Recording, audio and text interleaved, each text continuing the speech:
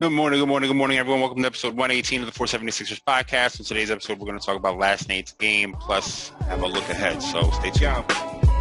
Yo, yeah. Justice for the blind, just something that'll find in the rhyme that are coming from my mind. Good morning, good morning, good morning, everyone. It is a beautiful morning.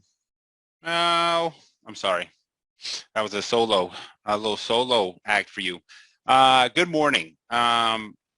Going to talk about last night's game, obviously. A good game. You know, we've got to, honestly, so I'm about to just make a hot take here. I'm just going to come off the hip firing with hot takes. This team just feels better than last year's team already. Last year's team was good, you know what I mean? But it was kind of like, I don't know how to explain it. You know, it started pretty whatever. You know what I mean? We lost to the Cavaliers pretty early on last year, but you know, we were beating a lot of bad teams and you know, it felt good, but then we ran into some tests early that you know we couldn't pass, but there was, you know, COVID and there was also so many things going on. This year's team, I mean, right now the Bulls are arguably the second best team in the East. They have a couple quality wins for sure. They've beat a lot of bad teams, but they look good. You know what I mean? And I'm gonna be honest, DeMar DeRozan is arguably probably you could make a legit argument that he is an MVP candidate. You know what I mean? I'm sorry. You know what? I'm not going to say it that way because that makes it sound like that's a hot take. That's not really a hot take. If you're paying attention at all, DeMar is averaging 28, 6 and 5, something like that, or 27, 6 and 5 on arguably the second best team in the East or arguably the best team in the East, depending on how you look at it. I mean, it's probably the Heat. The Heat is probably the best team in the East, and Jimmy is also an MVP candidate this year. None of last year's MVP candidates are this year's MVP candidates so far. You know what I mean? Except maybe KD, you can make an argument for. Maybe Steph, you can make an argument for. Obviously, they're one of the best teams. He's the best player on that team. So you can make an argument for them. You could make an argument for Joe if the numbers weren't down across the board. You know what I mean? Points are down, rebounds are down, assists are up, turnovers are down, but field goal percentage is down. That's probably really the problem. And free throw shooting is his free throw percentage is down. All shooting percentages across the board are down. I think his 3-point percentage might be up. But you know, scoring is down. His numbers are down a bit. But if you're watching the games, in my opinion, he's better defensively this year than he was last year, as punctuated by last night's big ass block against DeMar. I think he's had a better defensive year so far. You know what I mean? In my opinion. And honestly, and I haven't done any of the research, and I'll have this research ready for my next podcast probably. But I'm gonna be honest, man. I just feel like our defense is better right now. You know what I mean? Without Ben, our defense has kind of been really, really fucking good. We gave up 19 points in the first quarter. You know what I mean? Really, the only thing that started going left a little bit was when our bench came in, but our defense has been really good.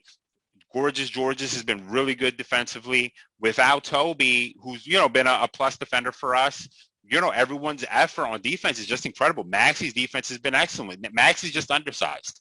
You know what I mean? A couple times he got switched on DeMar. I thought he did a good job. DeMar is DeMar. DeMar is a bucket. You know what I mean? DeMar, is that like your cousin defense? Shout out to Drake. You know what I mean? The more I hear it, the less I like it. You know what I mean? He's a bucket. You know what I mean? And playing against a smaller player for him is pretty easy, but I thought Maxey a couple times made him work. You know what I mean? I thought it made him work a little bit. Zach LaVine played okay. You know what I mean? Damn, he shot 24. I didn't even realize this till just now. He shot 24 shots. You know, and Matisse did a really good job against them. Zach is a really, really good player. I mean, you want to talk about, you know, Zach, is kind of funny because there's always this, you know, there's this narrative that goes around, and I think I think it is largely somewhat true, which is that, you know, tanking with younger guys can cause them to have really bad habits. You know what I mean? So you don't really want to tank because then in the midst of development for the younger guys, they end up gaining some bad habits, and I think that there is some truth to that, you know, to that statement. But I think Zach LaVine is really a version of why that isn't true. You know what I mean? Because Zach came into the league as a raw prospect who was coming off the bench for UCLA. I don't ask me why I know so much about him. I know nothing about anyone else's college career. I'm just a big fan of Zach. Obviously, he wins the dunk title. That's what he is an athlete, right? playing on shitty teams. He's played on bad teams his entire career. He gets traded for Jimmy to the Bulls. The Timberwolves become, better, not good, but better. And Zach is then on the Bulls, where he is with the Gar Pax situation, which is Paxson and Gar Foreman, which are awful people. Until I think they got fired. They get fired and replaced finally. Dealing with fucking Jim Boylan, who is this old school coach who famously Zach yells at him when he drains that 3-pointer 2 years ago. Kind of like a suck my dick moment. And it's like, it seems like it's going bad for Zach. You know what I mean? It seems like it's going left for him for a bit. Because, he's kind of in the doghouse at times and no one knows what's going on. But meanwhile, all he's doing every single year is getting better. All he does all of those years is get better. I mean, when you think about that draft, that's the Joel draft, if I'm not mistaken. So you have Wiggins, Joe, Lonzo, Julius Randle in that draft. I mean, not Lonzo, I'm sorry, Levine, Julius Randle's in that draft. Obviously, Jabari Parker, who, at this point is on the bench of the Celtics, who was almost out of the league for a bit. And out of that draft, when you look at Zach and you look at Randall, I mean, these dudes have made themselves into like Hall of Fame caliber talents. You know what I mean? And it's too early to say that those guys are going to be in the Hall of Fame because there's too many years back where they weren't doing really anything. But if you're looking at these last 2 years and you project that forward, Zach especially, I mean, Zach was scoring almost 30 points a game 2 years ago. But if you project the last 2 years forward, another 5 years, these dudes are Hall of Famers. Without a question, they're going to walk in the Hall of Fame. And it's crazy to think about where they came from to where they are today. Zach is, because not only has Zach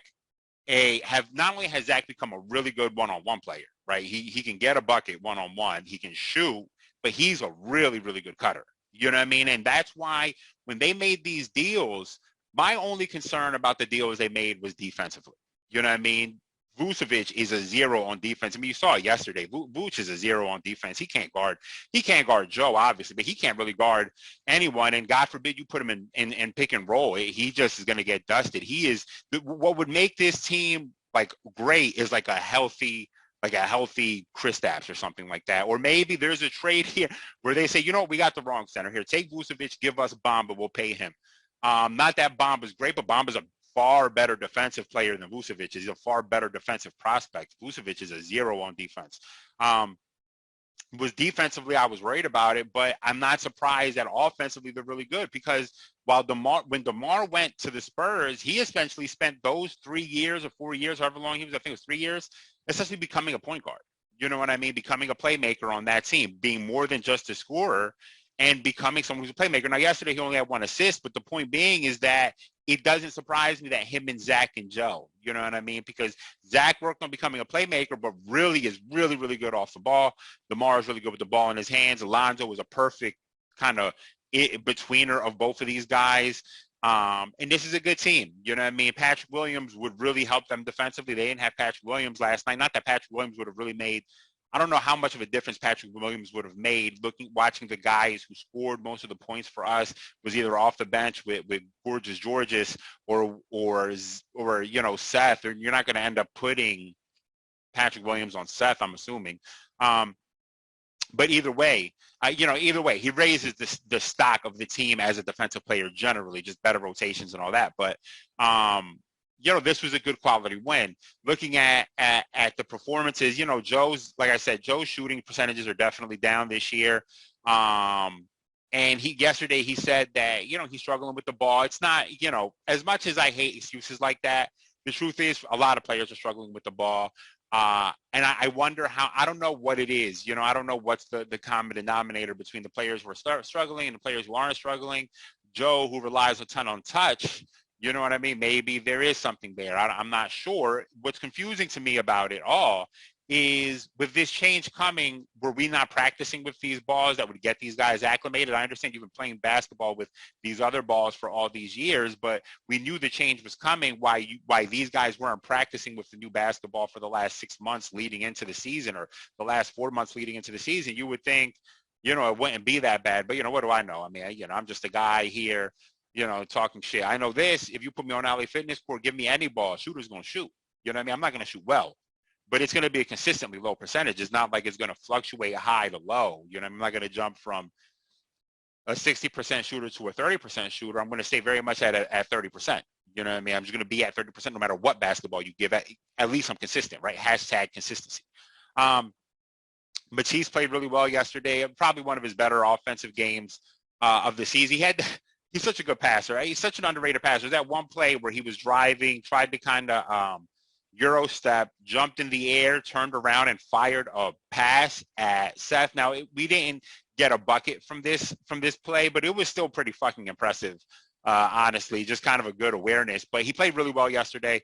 Hit 2 3-pointers, thankfully. I mean, I don't know how many threes he has on the year. I know it's not. I wouldn't be surprised if yesterday he equaled or surpassed his 3-point output for the entire year so far. But still played well in the starting role, having the guard Zach LaVine, finished with 3 steals and 2 blocks. He played really, really good defense. I mean, obviously it's Matisse, you know what I mean?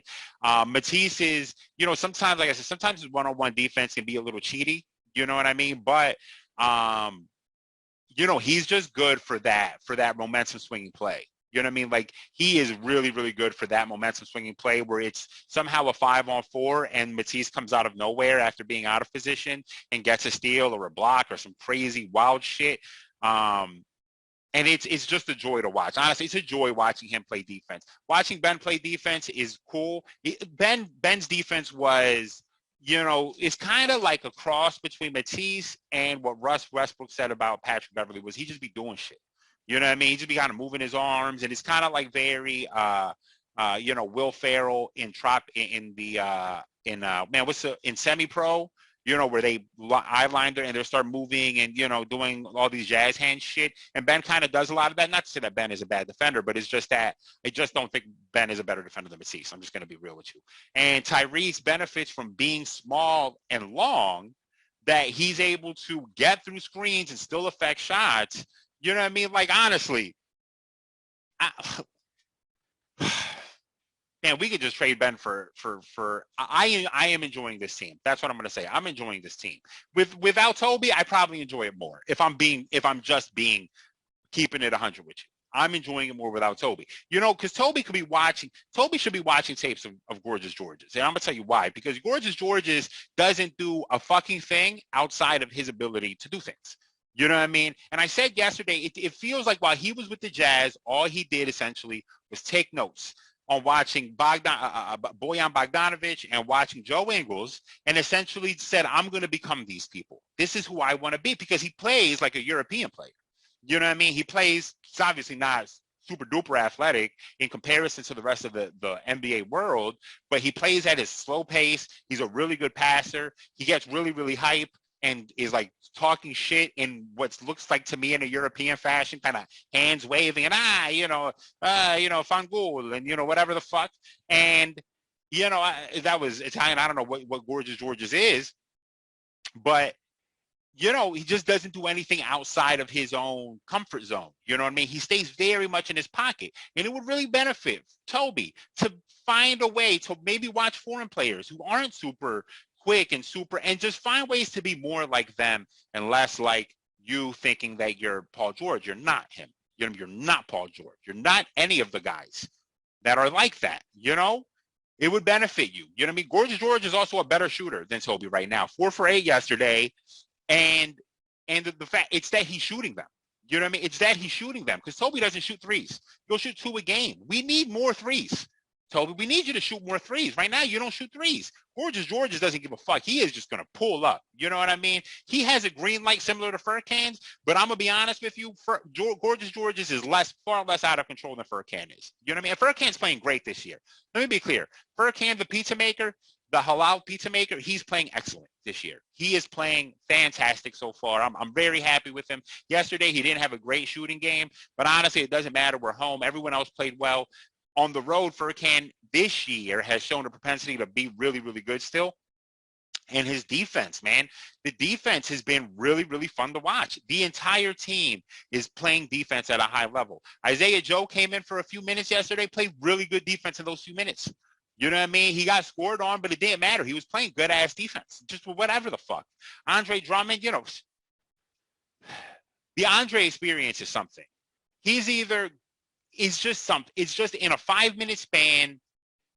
It's gonna be 60-40. All right, it's gonna be a 60-40 situation where it's gonna be a 60% good plays, 40% bad plays. The problem is, right, and that's right because we're just talking about sheer volume of play. So 6 out of 10 plays will be good, 4 out of 10 will be bad. However, what ends up happening is the 6 out of 10 are good, the 4 out of 10 are disastrous. And that 60-40 spread becomes a 20-80 influence at times, where it's been 80% awful and 20% good. And that is the Andre Drummond experience. The best way I can explain Andre Drummond to you, because Andre Drummond is this enigma for fans who don't necessarily watch him play, but see the box scores and are like, wait, so Andre Drummond finished with 20, 8 assists, 5 blocks, and 3 steals? How is this dude not, like a Hall of Fame? How are we not talking about Andre Drummond? Yeah, because in order to get to those numbers, 80% of it was disastrous, and they lost by 30 points still. You know what I mean? That is the Andre Drummond experience. And on good days, when you limit those minutes by making him a backup, on the good days, you can kind of turn it where the 80% disastrous gets to 40% disastrous and 60% positive. You know what I mean? And that's what you're trying to do with Andre. But he's been generally playing well. Just has wild moments. He's going to have wild moments. You know what I mean? Couple good passes, and then he's going to try a turnaround fadeaway. And it's going to be, it's a disaster. It's a disaster. It's any disaster movie. It's 2012, The Perfect Storm, Independence Day. It's Independence Day 2, which was a disaster movie that was a disaster movie. You know what I mean? It was a disastrous movie, a disaster movie that was also disastrous. And that's what Andre Drummond is.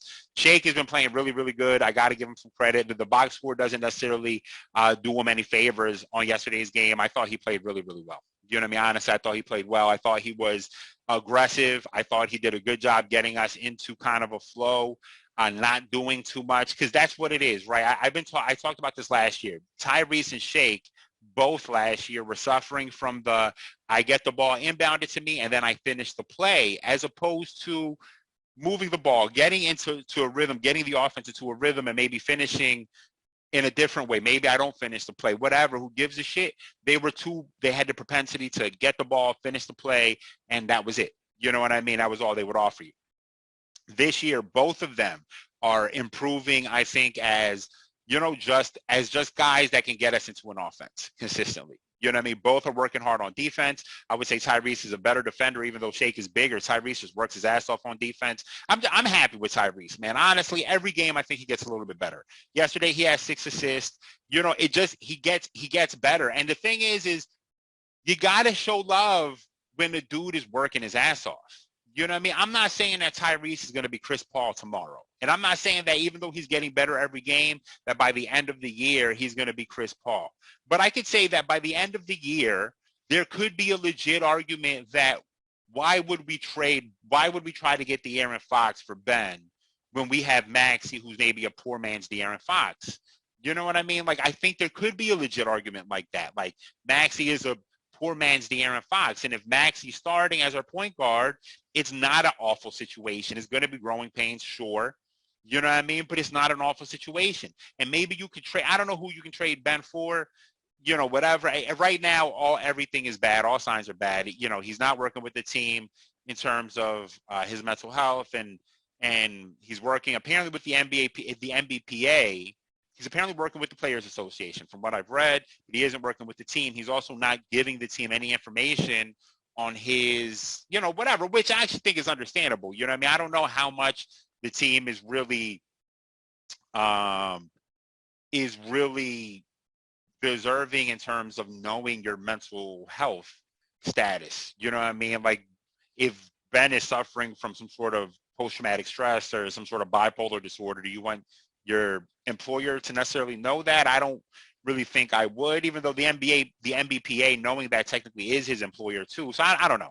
Everyone has different feelings. Do you want the franchise know that? Because there's a bunch of history of teams, of players. This is kind of what the Kawhi Leonard thing is that Kawhi was brought back, felt like he was brought back too early by the Spurs. And once that happened the first time, he decided that he no longer wanted to go through any franchise essentially for his health care, because he doesn't trust any of the franchises essentially, because they have different varying motivations. The franchise's motivation is to get you on the court as soon as possible, as soon as possible in a healthy way, where the players' motivation has to be to protect themselves. You know what I mean? So whatever. The thing is that from my standpoint, I don't know what's going on with Ben. I'm not going to defend or shit on Ben or none of that. I'm done with that. But I don't feel confident Ben is ever going to play. You know what I mean? For us, I just don't feel like that. I don't feel confident that's ever going to happen. I think you have to trade Ben. I don't know why we're wasting time, if I'm being honest, because I just don't see anything good that's going to come out of it. You know what I mean? I don't see anything good that's going to come out of it. We're not going to get Dame. There's rumors of the Warriors Ben thing is resurfacing again. And there was rumors essentially that the Warriors don't want to trade and will not trade any young assets for Ben. And at the same time that rumor came out, there was a rumor that the Trailblazers would love to have Draymond. So is there a three-way trade here, where Ben goes to the Warriors, Draymond goes to the Blazers, and we get some amalgamation of bullshit? The thing is there is no way that the Blazers are going to give up Dame and CJ in that scenario, because they're going to want Dame, CJ, and Draymond to all play together. You know what I mean? That's what they're going to want. That's what they're going to want. So we're going to end up getting some sort of amalgamation of shit back. We're going to get Jordan Poole, probably fucking Robert Covington and Norman Powell and picks. You know what I mean? And that's not great, but it's not awful, right? Because you get a bunch of scoring and guys who work hard on defense. I mean, Covington is a nothing right now. As I've said multiple times on this podcast, he's a nothing watching him play, but you could be worse off. You get deep, right? You have some depth there. You have some scoring. All of a sudden, Maxey is your starting point guard, and maybe, Jordan Poole is your starting shooting guard, or maybe it's Norman Powell is your starting shooting guard, or maybe, I don't know. I don't know. You know what I mean? Maybe it's a Maxey, Jordan Poole. Jordan Poole has some size to him, so maybe Maybe it's Maxey, Norman Powell, and Jordan Poole, and Toby and Joel. That's a really good scoring. That's a great scoring lineup right there. You know what I mean? If you need a bucket, that's a great scoring lineup. Defensively, it's going to suffer a little bit. You know what I mean? You'd be really better off getting one really, really good piece, right? Like if, let's say, perfect world, you could get Zach LaVine, and you told me that our lineup would then be, Maxey, Zach, Matisse, Toby, and Joe, yeah, then I'd be very, very happy with that. Or even George Niang is in there. Maybe it's Niang and Toby playing the three, and the Toby the three, Niang the four. Honestly, we got to get more Niang. That's all I know. All right, this is the cowbell. Niang is the cowbell to my Will Ferrell. Need more Niang. You know what I mean? Because he's playing his ass off. And me and the homie TJ had this funny ass joke going on, because we played 2K against each other. We were playing a game, and he brought George Niang because he's loved Niang for the last 4 years. He brings Niang in, and Niang went an immediate minus 15 in that game. In a 2-minute span, he was minus 15. And, it's been an ongoing joke with us, but now he's come here, and slowly but surely he's changed that plus minus to all pluses. I mean, he just plays his ass off on defense. He is a good passer. He moves the ball. It doesn't stick with him. He's a good shooter. He stays very much. I'm telling you, you've been watching Bogdanovich and Joe Ingles. You know what I mean? He's been watching these guys play for the last 2 years, and essentially has crafted his game right around those dudes, and he's playing fucking great. I'm really, really happy with him. You know what I mean? It's probably the best signing that we've had in a while. If I'm being honest. Doc recruited him. Good job, Doc. You know what I mean? You want to you're good at giving up leads, but you did a good job here with George Niang. So we'll see. You know what I mean? I don't know what the trade is. I'm just exhausted with the Ben thing, honestly. And it's just Ben is not going to help. And honestly, as I keep saying yesterday watching us, I've just enjoyed this team better. I enjoy watching this team better without Ben.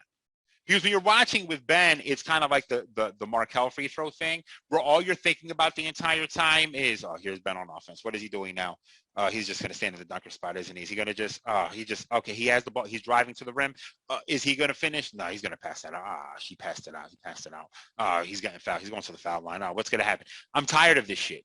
I'm tired of that. You know what I mean? I'm exhausted with that, honestly. It's exhausting. We are a far better offensive team that we were last year. I mean, I think that's pretty much clear. And the reason we're a far better offensive team is because there's no one in the starting lineup who is reticent about shooting and reticent about going to the free throw line. You know what I mean? As long as Maxey stays confident, continues working on his three-point shot, he could be successful. You know, and I said that last year. Said that last year during the Hawks game was like, you know, if we do move on from Ben, maybe Maxey could be our starting point guard. And, you know, so far, I think it's incomplete in terms of a starting point guard, but I think he's playing really, really well. Seth is not a point guard. Seth drives me insane. I'll be honest with you. Seth played really well yesterday. He scored 22, so I'm not going to say anything. Down the stretch, he scored 6 straight points or something like that as the game got tied and all that. We ended up going on like a 9-0 run or 11-2 run, something like that. Before they kind of brought it back, we win by 4. But there was a point where they took a 2-point lead and we go on an 11-0 run. You know what I mean? And Seth was a big part of that. Hit a bunch of buckets. He ices the game essentially with a big bucket late over Caruso, which was kind of a miracle. But, you know, he was on fire. It's not a miracle because he was on fire, honestly. He's on fire. I'm not really surprised he hit that shot. And just that starting lineup is really potent. You know what I mean? I'm just not mad at the starting lineup. Like Danny's not playing well necessarily, and he's such not a good decision maker with the ball in his hands that it kind of like the way Furkan's been playing, he's just grown as a decision maker. He doesn't really make awful decisions like he did last year. Last year was such an up and down thing. This year has been a lot more consistent of an experience watching Furkan. He's been playing really, really well. Listen, this lineup of Maxey, Curry, Joe, Furkan, and Matisse is not a championship lineup, but it's really, really good. You know what I mean? I really enjoy watching this team. I don't give a fuck about Ben. We won yesterday's game without Ben, without Toby, without Danny. That's a statement. That's a big fucking win. That's a big ass win. When you really think about it, that's a legitimate win. We won the last game without them guys. Those are legitimate wins. I can't take those away. You know what I mean? So like, I don't know. And watching this iteration of Joe, while his shot isn't falling, God help the world. God help the league if his shot starts falling. If he gets used to this, you know, if he gets used to the ball and all of a sudden his shot starts falling for real, the way he's playing defense, the way he's making decisions on the court, yeah, we're gonna be really good, and Joe's gonna deserve MVP kind of conversation in a month from now. You know what I mean? And maybe this is the answer. Maybe you play 6 straight games, and then he sits out a 7th. 6 games, sits out 7. 6 games, sits out 7. Right? Or plays 5 straight games, sits out 1. 5 straight, sits out 1. Right? Just keep kind of just mixing in the rest. Joe, you're never gonna play the full season. It's never gonna happen as long as you are you. You know what I mean? And the quicker we accept that, the more we can save you the pain of having exhausted legs that could lead to worse injuries, right? That block on DeMar was huge. I mean, that's a statement block. You know what I mean? That was a big block. So, yeah, great win. Great win, honestly. That's a great win. The Bulls are a really, really good team. I think this is the least they've scored all season. They scored sub 100 points. I think that's the least they've scored all season. And they had a healthy team minus Patrick Williams, who isn't their best offensive player anyway. They had their best offensive players, and we held them to sub 100 points. That's big, considering that Ben is the defense, quote unquote, was our defensive player of the year last year. And as I've constantly argued, that Joe is the most important defensive player on our team, and Ben is benefiting from Joe's presence. And now you're kind of seeing that. We're playing really, really good defense, and Ben is nowhere, right? Yeah, well, because Joe's defense is so goddamn important. You know what I mean? So that's my little spiel. Coming up, we have kind of a tough schedule after the day. So tonight we play the Pistons. The Pistons are getting pissed on by everyone in the NBA. They're just not good. You know, at least we'll see Cade Cunningham up close. He's not playing great. His shooting, he's just not shooting well. Now he just came back. This is going to be his 3rd game. But so far it's not good. In preseason not in preseason, he didn't play preseason. In summer league, same thing. He didn't start well over the first couple games, and as each game went on, it's kind of like he got acclimated to the speed, and then all of a sudden he was playing good towards the end. So we'll see. They're not good though. They're not good. We beat them. We're going to beat them. If Joe's playing tonight, we're going to beat them. If Joe's not playing tonight, we should still probably beat them. Without Toby, it doesn't even matter. You know what I mean? The way we're playing right now, I just feel like we could beat this team without them. Then we go on Saturday, we're going to Chicago. They're coming. They want to get some get back. You know what I mean? They're going to want to get some get back. And that's going to not be an easy game. You know what I mean? In Chicago, they've lost 2 games in the last 4, which, is whatever. But they're gonna come for smoke. I think this is a team. I think Chicago was like a professional team. There's a lot of young guys who maybe don't know how to win. Whether DeMar knows how to win, there's an argument against that, but I just think that these dudes are professionals. You know what I mean? They have a certain aura about them that's like, nah, you know what I mean? It ain't going to be that. It's not going to be that. So that's going to be a tough game for us. Monday, we go to New York. The Knicks have been faltering over the last few games. They beat us, and then I think they lost 3 or 4, maybe. So they're kind of, they've been kind of just up and down or whatever over the last week. So that's going to be, but that's going to be a tough game. New York typically plays us pretty tough. Obviously, they beat us already this season, and now we're going to go to New York. Then we see the Bucks on Tuesday. The Raptors, who've had our numbers for years. I mean, defensively, they just ruin everything we ever want to do on offense. Maybe it'll be a little bit better this year without Ben. But they're winning a lot of games without Scotty Barnes. They're 6-3 right now. I think last night they won. They had a good win last night. Their defense is everything. You know what I mean? So that's going to be a tough game right there, I think. The Pacers won a big game yesterday. They've won a couple games over the last week after having an awful start. They started, 1-6, and then I think they've won maybe 2 straight or 2 out of 3. They just got Karis LeVert back. So, they're playing better. Again, I don't like the Karis LeVert Brogdon fit, but yesterday at least, or the last few games, it hasn't been an issue. And then we play the Jazz, the next Tuesday. It's going to be a tough game. You know what I mean? So the Jazz are one of the best regular season teams in the NBA. I don't expect that to change. Joe is going to dominate Rudy Gobert. That's going to be that. At least we have a pretty significant rest. We're off Sunday and Monday before that Tuesday game.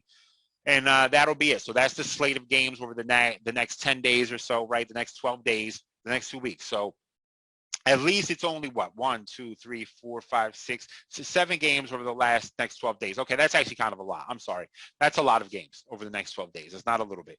So yeah, that's it, everyone.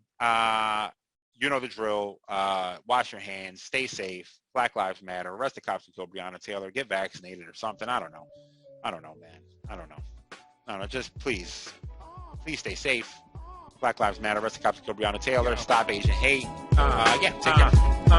Yeah. Justice for the blind. Just something that'll find in the rhymes that are coming from my mind. Used to come